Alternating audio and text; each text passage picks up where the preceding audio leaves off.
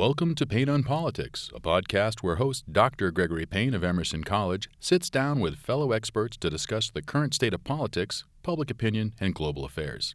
In a world growing increasingly complex, communication and critical thinking is key. This only makes the Emerson motto, expression necessary to evolution, more true. Hello, I'm Gregory Payne, the Chair of Communications Studies, the first communication department in the United States here at Emerson College. I'm also co-director of the Emerson Blanquerna Global Center for Payne on Politics.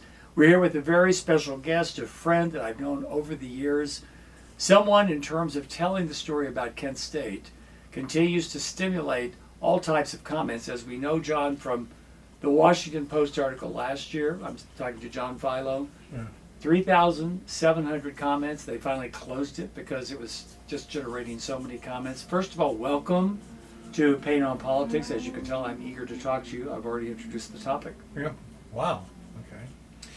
My question to you is, 25 years after 1970, May 4th, when you won that Pulitzer Prize, you met Mary Vecchio when I called you and said, please come to Emerson. And you said, I don't know that I want to do that because I feel like I've trapped Mary in that photo. Can you tell me what it was like meeting her? Gladly. It was a relief. Yes. Foremost. As you well know, most of us that experienced May 4th, 1970 were left to our own devices to deal with it. And what does that mean? I meant if you were there that day, I'm sure you had something to deal with. I felt like I was one of the lucky ones in several respects, actually many respects. Lucky in that I felt I had a job to do. I didn't just witness something, it was horrible, and how am I going to incorporate that into my daily life? And it is in your daily life. Seeing some horror like that. So, I had the job to do is that I was taking pictures, and the next job was to get them out and and tell what I thought was the truth. In doing so, we didn't know who Mary Vecchio was. We didn't find out till 2 weeks after the event. And then you find out, oh, well, she's a runaway, and she's a teenager. She's a 14-year-old runaway. She's not just a co-ed. She's not just a woman. She's a runaway teenager, which therefore disqualifies all the photos that she's in. The narrative, yes, a lot of reframing of the photos, and why didn't you get her name? Why didn't you talk to her? And you go, well, it was a difficult time. Very difficult. Very difficult to people give you the right name. Anyhow, and the stories you'd hear back and forth. It's just, you'd see another story a year later, 2 years later, 3 years later. Oh, this photo ruined my life. Think about it. Think about any everyday act that you ruined someone's life. Terrible guilt for you. Yeah. Yes. And so you put that together with, how did I survive that day and not get hit, and not because it was all around me, and it just missed me. Yes. And then you say, well, I ruined someone's life, and then you come to the conclusion, well, if it was my brother on this, I would have shot the picture. If it was my sister, I would have shot the picture. I was a journalist. I was studying to be a journalist. That was the tenets you lived by. You were there to tell the truth. It was there.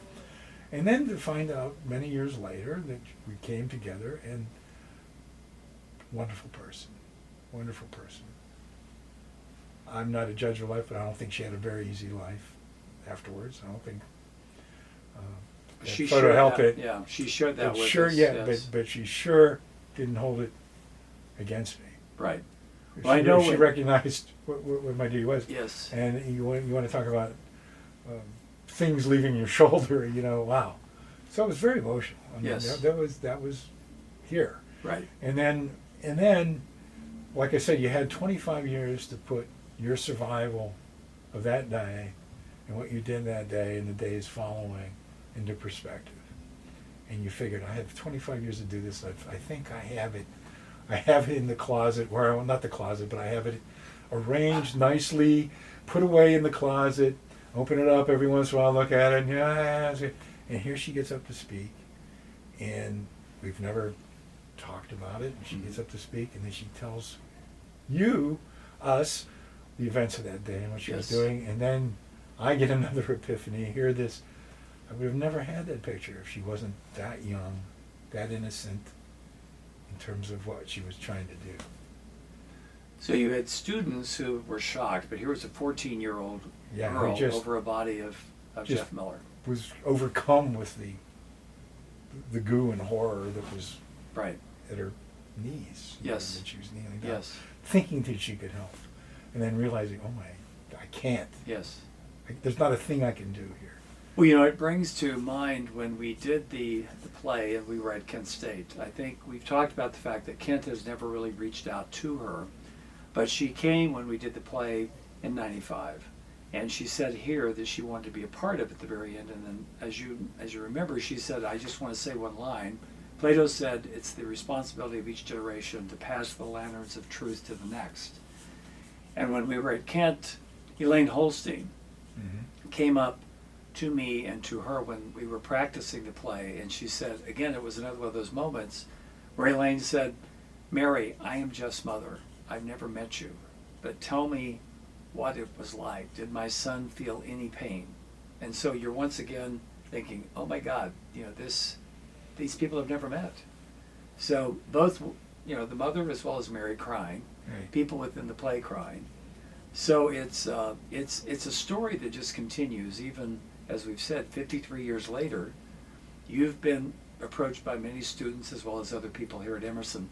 Why do you think it's still so relevant and causes such emotional pain with people? Wow, where to start? I'll start. I would forget who I was just talking to about my uncle, Yes. who died, went to his death, and the day he died was, you were there, you were one of them, you should have been shot too. Mm. Didn't care what my feelings were about the war, anything. The fact that I was there was my death sentence. You know, it was yeah. You know, So even though the rally was legal. Yeah. No, just there was that. And I feel that was the father-son thing of the Vietnam War. Fathers being the righteous generation, saving the world from Nazism, Yes. and totalitarianism, and everything else. And then you have this generation saying, I don't know about this war, you know. And I think I think it never healed. I think it just died Right. off. Right. The generation. So it just festers. But all those people that were there that day, students, teachers, professors, grad students, they all had to put this into place somewhere in their life. And I can only imagine with the shootings that were going on currently in this nation. I mean,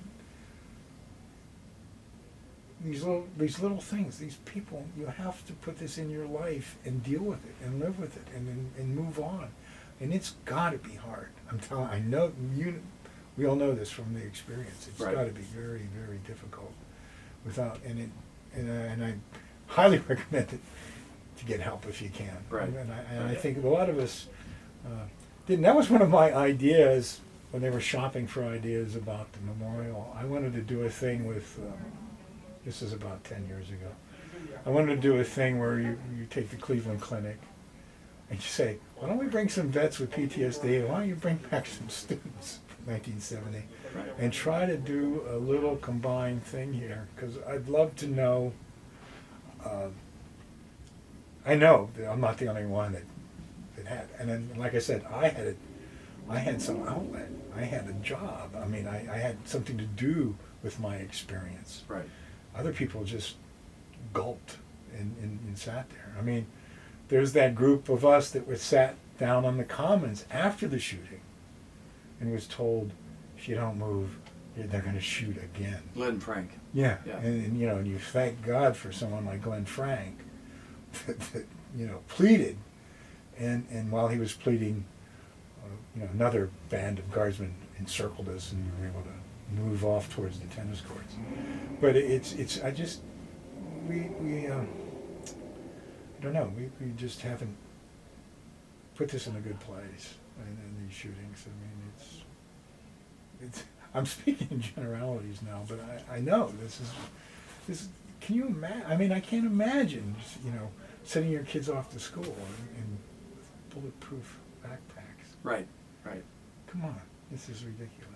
Well, I know the students of today, as I said, I have a class that, has 18 to 20 kids in it, and they're very interested in all the various stories. We're looking at various mediated realities that were offered, from the Portage County Grand Jury Report to various others, of course, the President's Commission.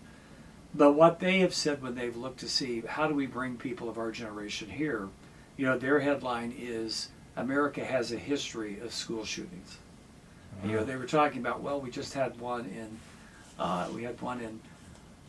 in Nashville, but then we had another one in Kentucky. Yeah. So it's like daily occurrence. It is. We can't bury and not have another one. Yes. Right. So John, when I look at the media at the time, you were in journalism, and you've had a wonderful career in journalism, won the Pulitzer Prize. Many people say today, and one thing we've been working on with the Center for Global Communication at a conference we had in D.C. with Bob Woodward at the Watergate, is an idea of really bringing back what we call Emerson dialogues, critical thinking, where you respect the other side. And what we hear a lot about today is that so much of the disinformation is because of the internet. Yet when I look through some files that Pete Hall and his grandfather had, here's the Record Courier on the night or the day after, when it says 2 guardsmen, 1 student dead in KSU violence. With over here, universities must oust the hooligans. Right. How did journalism report something like this? You can't really blame it on the internet or Well, Alex Jones. well, you have to look at the paper. You can then go look at the Akron Beacon Journal. Right, which of course won And incredible they awards. did an amazing job. They do not get enough credit. Under Bob I Giles. love the Akron Beacon Journal. I mean, they're the ones that actually had people at the hospitals and said, no, I haven't seen any guardsmen come out here. Yes. today." And they lost viewers because Yeah. they Oh, people didn't like yeah. it. Exactly. I mean, I talk about, for anybody listening to this podcast, if you really want to see a local paper who did an incredible job, defined the odds, but told the story correctly, even after 53 years, the Akron Beacon Journal is just a stellar piece. It is. It's pretty amazing. Right. It really is. So you had trouble, though, once you took the pictures, and you knew you had to get out of town. And, of course, the university was closed down, and students were said, pack up, and you're going to be bussed away. But then the guardsmen were driving the bus. What was it like, you getting in your Volkswagen and getting out of Ohio? It was necessary. I felt it was very necessary. And I bring this up, and I always question, did I really see it happen? And the answer is yes, I saw it happen. I got in when we were told to leave campus. You can't go even back in the buildings. The university is closed. Go home. That was basically. And go home within how many hours? Oh, it was. This was like by 4 o'clock. I forget what it was. So, it was like something. Right. I mean, that was my last photo. Right. My last photo was actually me going up to that metal sculpture that I think helped save my life or whatever, and look for that bullet hole and finding Yes. it and saying, yeah, I did see that. I did see a bullet smash into the sculpture. I did see the bullet penetrate it and hit the tree directly behind it and in Right. front of me. So, Right. yeah, so I did see that. That was one of the last things. But probably the frame before that is a professor, and I can't remember his name. He was bald. Mhm. It wasn't Glenn Frank, Right. but he was there with us on the Commons with a megaphone saying, "University's closed. Yes. Please go home. Please Right. go home." And getting into my Volkswagen, I drove off campus. I had to drive, even though as the crow flies, it was probably 200 yards to my 250 yards, 300 yards to my apartment across campus by the old University High School from Taylor Hall. I had to drive the whole way around campus to get there because the roadblocks, the guards, and in getting on that road, that little bit of road between Kent and Ravenna, I'm looking at guardsmen up on the telephone pole, literally lopping down the telephone line.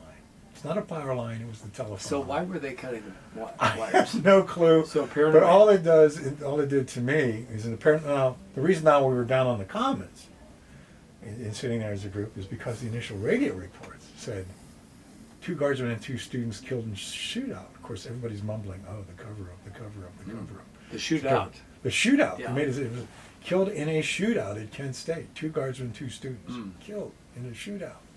And we're going like, what? I mean, people that witness are going, what? What? When did that Is this happen? where Jeffrey Miller supposedly had the gun? I mean, I've read that. Yeah, oh yeah. piece. I mean, all this stuff came Right. on afterwards, right? But in seeing that, after that discussion, and after we were chased off of the Commons, and after the university was closed, you see this and you go, oh yeah, I got to get out of here. They're going to be looking for me. They're going to be looking for, they got to be looking for it, because the professional groups that showed up, they never left the burnout ROTC building. They filmed the tear gas barrages, the guard moving across the Commons, dispersing the students, and no one was on the other side where the firing was. So I'm more interested in that story part. Yeah, You know, and so destruction of and property. so who was left to photograph the actual shooting of the students? Right. It was student photographers. And if it was, Like yourself. yeah, and if and John Darnell had Right. the actual guardsman shooting, and He has a wonderful series of photos. yeah, Also. yeah, Yes. and then there were a few other photographers. And Howard Ruffner, Howard editor of the Ruffner, yes. yearbook, had wonderful stuff. And Howard lent me the lens that I used most of the day. And Howard was our hero because he was a Air Force grad. Out of the Air Force, and he had all the equipment because he came from overseas and he could buy it cheaply and all that. And so Howard was, he had the complete photo outfit. But all I wanted to do was get out of Ohio. I would have gone. I wanted to get to the AP, but I didn't know where it was in Cleveland, and I really wanted to get out of Ohio. I just James really Road wanted- territory. Yeah, yes. and so I think when I crossed into the first roadside stop on the Pennsylvania Turnpike, I called my old paper. I'd worked there since high school on the summers as a replacement photographer, and I said, "Hey, I'm coming in." And I remember my boss picked up the phone and said, "Hey, did you get anything?" And I said, "I think so," and I really was in doubt because I remember seeing pictures, but I can't remember shooting them. Interesting. And I started the day with like 6 rolls in my right pocket, and I ended the day with 6 rolls in my left pocket.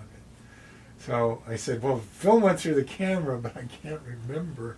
Did I shoot what I saw, or did I just see and then shot? I really had a doubt. I mean, Yes. You have to understand, I was just shot at.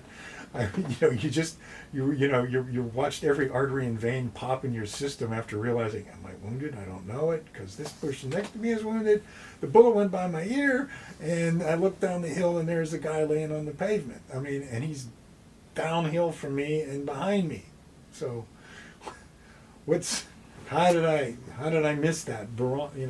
So, we went in, and the radio was still blaring of 2 guardsmen, 2 students killed. That story didn't change for hours. And I said, I got to get this. No one's going to believe this. No one's going to believe this happened. Got to the paper, and we ran a lesser roll through to make sure the chemistry was right. Then we ran the Mary Vecchio roll through. And then I said, I thought, whew, sigh of relief, we'll get this out. And then the next thing I knew was I'm in a fight with the publisher. What was the fight? He wanted to hold the pictures up for the next day so the paper could play them properly. And I go, you're a 35,000 circulation paper, best. And in the world, you don't understand. They're saying this happened. That's not the way it happened. We got to get some photos out here. Yes. Counteracting Counteracting, the bad. yes. Never mind. Right. And so it was a big argument. But you were persuasive. Yeah, well, I had to be. I was pissed. I was angry and pissed and overwrought. Yes. Every emotion you could probably put through a person happened that day. So we got through that. I bottomed off by saying, let's put out the photos. We'll put the Valley copyright, Valley Daily News and Daily Dispatch. And so that sort of appeased the angry dog. Yes. Just chew bone, and that's what we did. Right. And then they all left. And so they said, okay, schedule to the AP. So I tried scheduling to the AP, which is, we're talking analog. I don't know Yes. if anybody who's listening to this knows what analog is. But basically you had to do, no matter what kind of day was going on in the world, you could maybe move 120 photos a day, with a little dialogue in between over networks, and you had to supply enough sports, enough news, enough features, so you had your day cut out for you, because that's what filled newspapers, right? That's where they got their filler. If you weren't, you didn't have a major league team, you're waiting for a sports picture. Anyhow, so I tried scheduling in New York, and all I was doing is making New York mad. They're saying, do you have any idea what's going on? There was a shooting in Kent State. We're trying to get pictures from the Akron Beacon Journal. And I remember being so frustrated, I just screamed to the guy, well, they didn't go over the other side of the hill. You don't have anything. You're going to have a lot of tear gas and marching soldiers and running students. Yes. So the Akron Beacon Journal did not go to the other side. No. That's interesting. Why do you think they did? I don't know. It just. I don't know if they were all in a line. I don't know. They're great photos. I mean, they're nice long lens. Right. Tear gas canisters flying. Students getting out. I mean. So maybe they thought it was over when they got to the top of the hill? I mean, no one knew that there was going to be. Yes. Shooting. And so the guy goes, you can tell, like, I had to piss somebody off. So it was like, let me call you on the LD, call long distance. You call me. When you got, where are you at? Where are you? Where are you? Where are you geographically? I said, well, I'm in Trim, Pennsylvania. Well, how far is that? I said, I don't know, 120 miles from Kent. Well, we're taking pictures of the Akron Beacon Journal. I said, well, yeah, I'm sure you did. I'm looking at the pictures. They're very nice, but they weren't over where the shooting happened. I don't see any pictures coming from the other side. Yes. And he went, okay. Well, he says, well, how long can you hang there? And I said, well, how long, whatever's necessary. He says, well, I'll probably get to you about 8:30 tonight. I went, okay. What am I going to do? It's better than nothing. Yeah, what time was it then? It's about 5. Yeah, so 5:30. you got 3 hours. 5:30. Yeah. And all of a sudden, you hear this. You turn on the speaker or the network, and it's like, and there we go. We're going to have whatever the call letters were for Akron, AKR, whatever, number 8, Kent State shooting at Kent State, the ROTC building in the foreground, Berkeley. And I go, and all of a sudden, I'm watching it build. I went out to the newsroom, watched it build, and it goes gray. And you go, ooh, that means the print has lifted off the optical bench. So it either wasn't dry, or it popped off the fastener. So they go, well, we're canceling that picture. They'll have to reattach, re-wet, do something to get it flat, And in the meantime, we'll take TAR1, and it was said with like derision, this guy says he has a picture from Kent, And you be that guy. Yeah, I'll be that guy. And I run back, and it's an old 1930s Muirhead optical bench where you have to phase the electronic motor, get it spinning, and then after you phase the motor, throw the clutch on this drum, that goes down this micro groove thing, and it's reading reflective light and giving you 10 audible tones for your grayscale, black to white. A long way from iPhone. Little bit. Yes. So it takes about 12 minutes to do a photo. Really? Yeah. And so I said, well, okay, did I do it right? And the only way I know if I do it right is if I run back out to the newsroom and open up the K300 machine, which is a flimsy, that you can see the photo build line by line. It burns into this chemically, it's electronic, it's some electrosensitized paper, and it's very, you couldn't see grain in it, it's just very soft. Yes. But it was good enough for 60 dot newspapers. Right. So you watch it burn, and then you have the speaker up, and you hear, and you knew when it was scanning the caption, because it would be black white, so it'd be like going on a comb, black white, the audio signal, and you go, okay, I did it, and came up, and all of a sudden I turn up the volume, and you just hear the white noise of the network, like shh, and they go, oh crap, did I not throw the right signal? Let me see, you had this 3 thing. Throw the LD line, phase the motor, throw the clutch. Did I do it right? And maybe I just sent it, there was a way to just send it to the newsroom. Right. Crap, did I do that? And all of a sudden, as I'm questioning myself, did I do it right? This voice goes, oh, hey, that's a good photo. And I said, thank you. Can you send it again? Because we only did it on a regional. And I said, I have no idea what a regional was, but they broke off states and they broke off network, So this was going big. We're going to go network with it. And I go, yeah. Like, ran back and did it again. And I think we did it like 3 times. And it went to different zones in the AP network. And then they took 3 or 4 more pictures. By the time I was done sending, the UPI guy showed up, Jim Devers, and I felt bad for him. And he went to Kent and not got anything. And came. By the time he got to Kent, it was closed. Mm-hmm. Yes, right. And came back from. He was a Pittsburgh-based UPI photographer.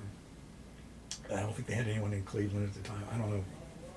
So we gave Jim Devers the one of a really wide shot of Jeffrey Miller. There's a woman with her hands to her head, and in the far extreme right, you see Mary Vecchio running up the street. Literally running up the street. And that's what we gave to UPI. Mm-hmm.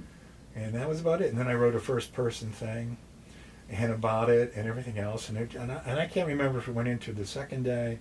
I remember being up all night and answering questions and doing this and writing a first person and doing that stuff. And somehow the next thing I vividly remember is going home and going to sleep late, incredibly late. Like when I want to say the sun was up, like it was. And my mother waking me saying, I have 2 people in the kitchen who want to talk to you. And I said, oh no, I just got to bed. Like, she goes, I said, okay, who are they? And I'm like, rubbing my eyes. And, oh, they're from the FBI. I wanted to talk to you. And I said, FBI? She goes, it's okay, I'm giving them cake and coffee.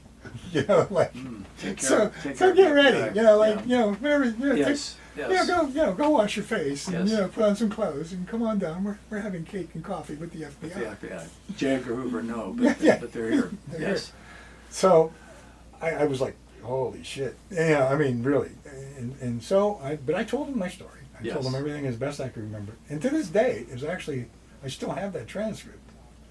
And it's actually the best of my recollection at the time. And the only error in it is, from my vantage point, is they stepped downhill to shoot. It looks like they got down on one knee, but it was just them taking the slope downhill from my vantage point. Right. And of course, I was heavily criticized for that in court. They never got on one knee.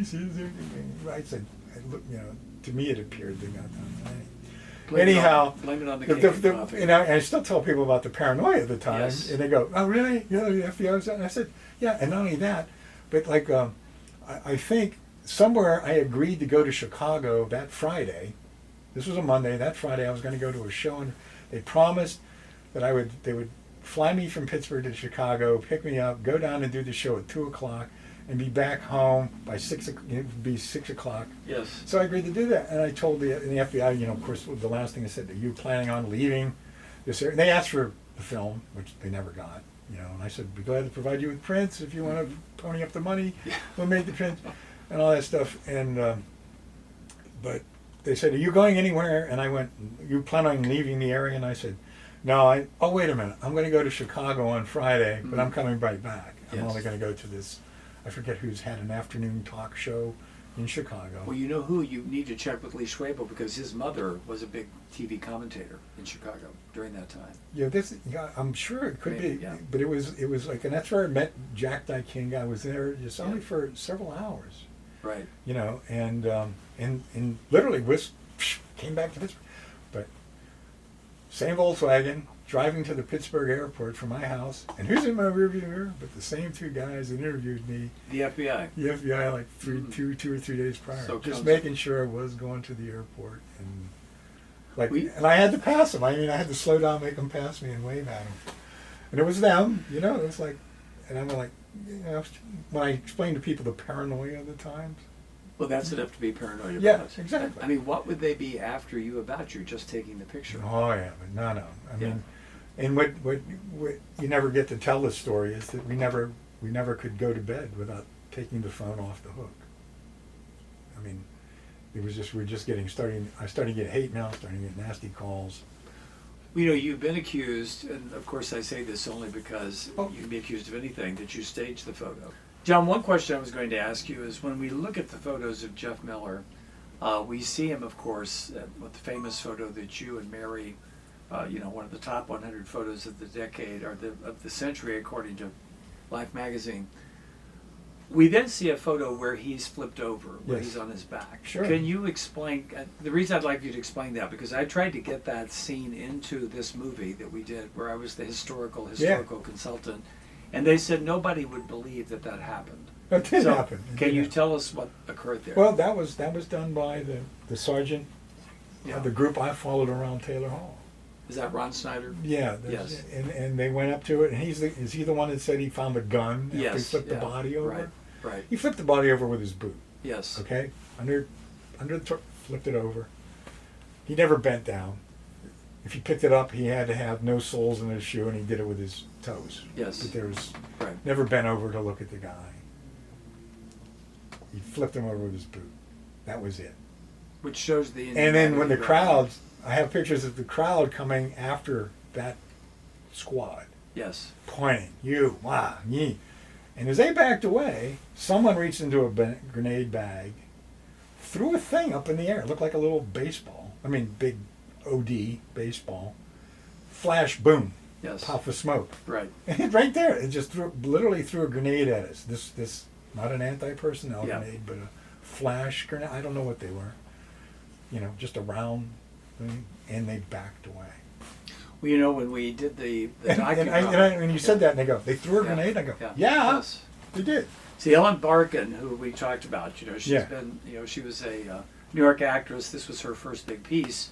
She knew so much about this, and she demanded that when we do this, that be in the movie. But then NBC said we had to just completely we couldn't do that. So part of my frustration was that you wanted it to be dramatically factual, but then they said, well, no one will believe that this actually occurred. And I said, well, it's either true or not. Yeah, yeah, So it's a problem. yeah. No, I mean, I said that, and I said that happened, right? And people go, yeah, Yes. yeah, that happened. Yeah. I remember the grenade. I remember, it was just big, Yes. big, Yeah. big puff of smoke, Yes. and Yes.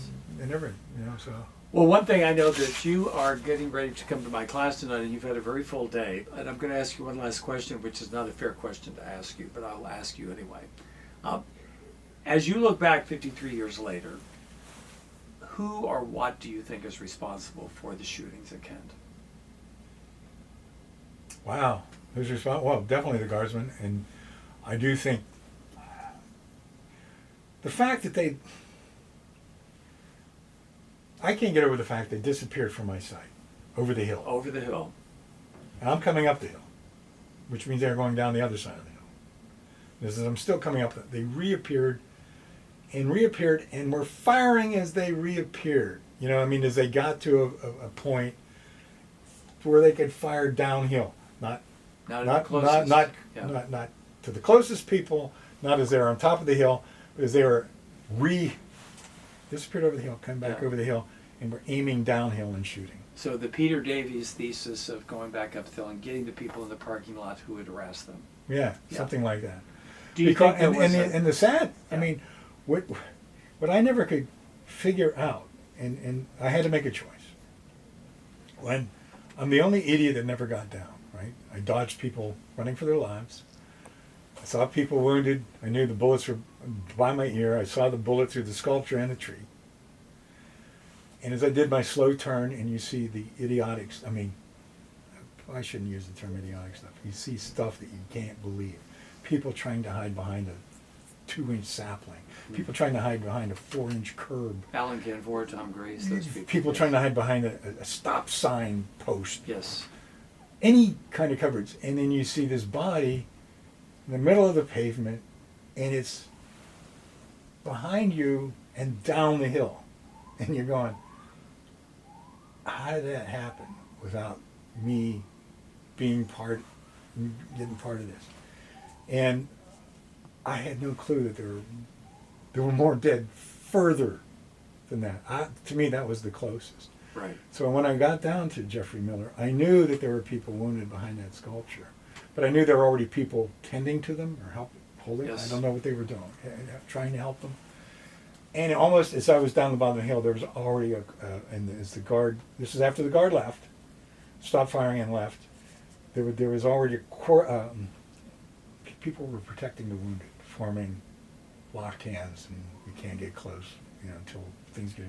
I stayed with Jeffrey Miller because I not that I'm a doctor, but I knew he was dead. I mean, just I could not believe how much blood flowed in that short amount of time. Yes.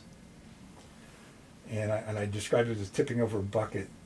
I mean, a 2-gallon. I mean, it had to be a big bucket. I mean, what you don't see in the black and white photo is the thickness, the congealing of blood, an inch, 2 inches high, trying to run down the street, and in the warmth of the asphalt makes it Yes. congeal. And you see a heel print smushed into it, and you just know the person's dead. So I'm saying I don't see anyone else that I could. That I knew there, even that little embankment. I think that's where Alan was, on that little hillside just beyond Jeffrey Miller. Right. We're not too far from where I took the picture of him waving the flag. But my choice was to stay with Jeffrey Miller because I knew he was dead, and I remember people screaming at me, "What kind of pig am I taking these pictures?" Mm. And I remember, not after about the 5th one, I think I said, "No one's going to believe this happened." I said, "No one's going to believe this happened." That was my refrain. No one's going to believe this happened, and that's how I moved through the day. I mean, I really did, and until they closed the university.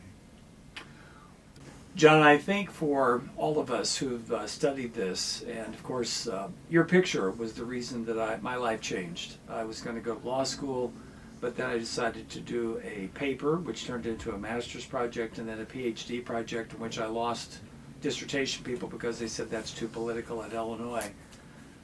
Really? Your picture, yeah, your picture has, I think, defined something, and it continues to spark, I think, people asking why it happened. I think as a reminder, of course, these were the bullets that people were using that day, same that we were using in Vietnam. Mm-hmm. And this is from the movie, so these are not real for people out there wondering if Dr. Payne has real bullets in his office. Actually, I think the ones we were using in Vietnam were even smaller. I mean, they're higher velocity, but those are the 30-06 for the M1, and I think in Vietnam we're using Right. what we're using now to Yes. kill Right. children. But what I would say to you is, because of this photo, even 53 years later, people ask why. I think, as they say at Kent, they inquire, they reflect, and they consider if we've learned a lesson. So hopefully with you coming to Emerson for, again, the 53rd and the second time that you've come to talk with Mary Vecchio, hopefully we can continue to seek the quest for justice. And thank you, my friend, for coming back to Emerson. Always my pleasure, Thank you for inviting me. Thank you. And for Payne on Politics, we are here again, still seeking justice at Kent State and Jackson State. Hope to see you tomorrow night when we hear from John and Mary, once again telling their story. Telling stories is what Emerson's been about since 1880. Payne on Politics. Good night.